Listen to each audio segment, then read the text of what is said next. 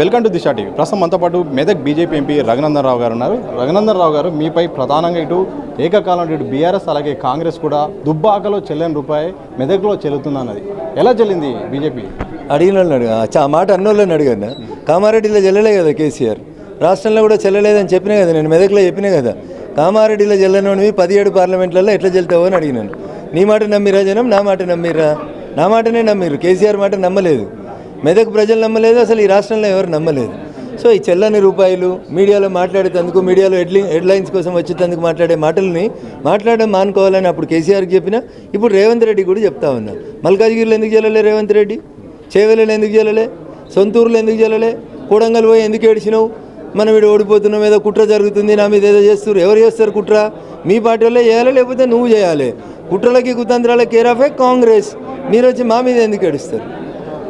BRS గెలిచే ఒకే ఒక seat Medak అని ఇటు బీఆర్ఎస్ ప్రచారం. మరోవైపు కాంగ్రెస్ వాళ్ళు మా రాష్ట్రంలో అధికారంలో ఉంది, అలాగే బీసీ మీద పనిచేస్తుందని కాంగ్రెస్.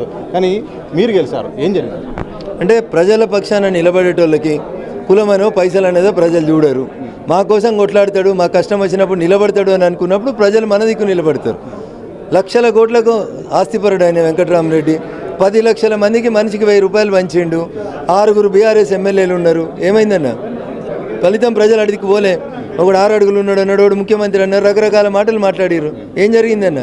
ప్రజలు నీతిగా నిజాయితీగా మా బిడ్డ మా కోసం కొట్లాడేటోడు, రూపాయి ఇచ్చినా ఇవ్వకున్నా రఘునందన్ గెలిస్తే రేపు మా సమస్యల్ని పార్లమెంట్ దాకా తీసుకుపోతాడు, మా మెదక్కు న్యాయం చేస్తాడని అనుకున్నారు. కాబట్టి రఘునందన్ పైసలకు ఎదురు ఇది 6 అడుగుల గడ్డ నిలబడి ముఖ్యమంత్రులను ఎదిరించి ఆ గడ్డ మీద గెలిచి వచ్చి. సో మెదక్ ఎంపీగా ఎలాంటి లక్ష్యాలతో ముందు పోనున్నారు, ఎలాంటి అంశాలు ప్రస్తావించనున్నారు? సో తినబోతు రుచులు అడగడం ఎందుకన్నా, రైల్వే లైన్లు, నేషనల్ హైవేస్, అన్ని నియోజకవర్గాల్లో సమానమైనటువంటి ఇండస్ట్రియల్ పాలసీ కోసం ఖచ్చితంగా పనిచేస్తాను.